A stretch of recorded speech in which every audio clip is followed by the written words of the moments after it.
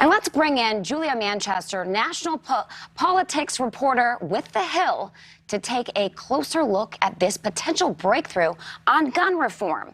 Thank you for joining us, Julia. And how satisfied will Democrats or gun control activists be with this?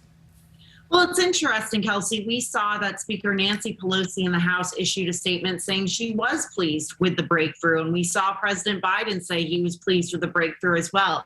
However, there was the caveat that there is obviously more in their view that can be done on this. Nancy Pelosi very much referring to, for example, bans on automatic assault rifles, bans on high-capacity magazines, and those universal background checks that aren't in this proposal. However, I think you have gun control activists, Democrats, and some Republicans saying this is a breakthrough. And I think for Republicans, it encompasses some of the issues they've been trying to raise awareness with this as well, such as mental health and school safety. Democrats, though, I think would like some more attention to that gun control issue. And what do you think about the right side of the aisle? I know you spoke a little bit about it, but how do you think exactly Republicans feel?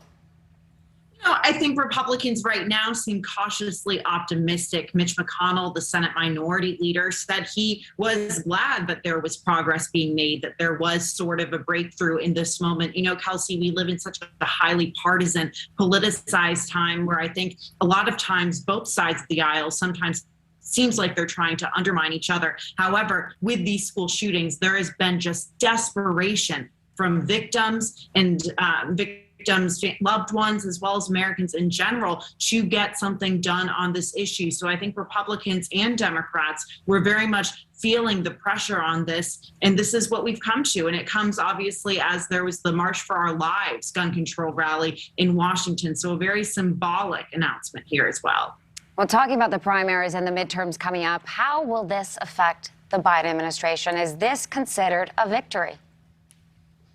The Biden administration has been trying to get these legislative victories to pass what they say are parts of the Biden agenda. And although this piece of legislation, or this proposal, if you will, does not have all of the gun control, gun control points that President Biden would like to meet, I think that they will definitely market this as a victory if it does end up passing the Senate, which it could very well pass the Senate and end up at his desk. They will very much paint this as a bipartisan victory, but also a victory under a Democratic administration with a democratically controlled Senate.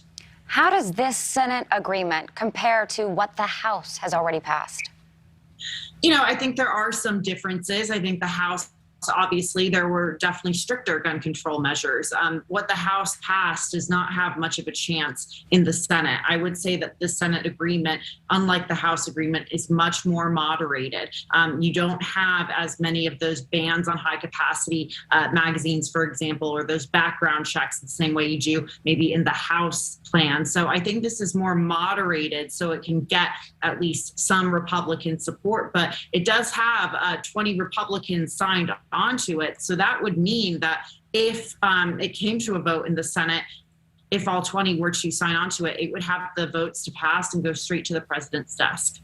Julia Manchester, thank you for your time. Thank you for watching. Go to newsnationnow.com to find NewsNation on your television provider. And don't forget to click the red subscribe button below to get more of NewsNation's fact-driven, unbiased coverage.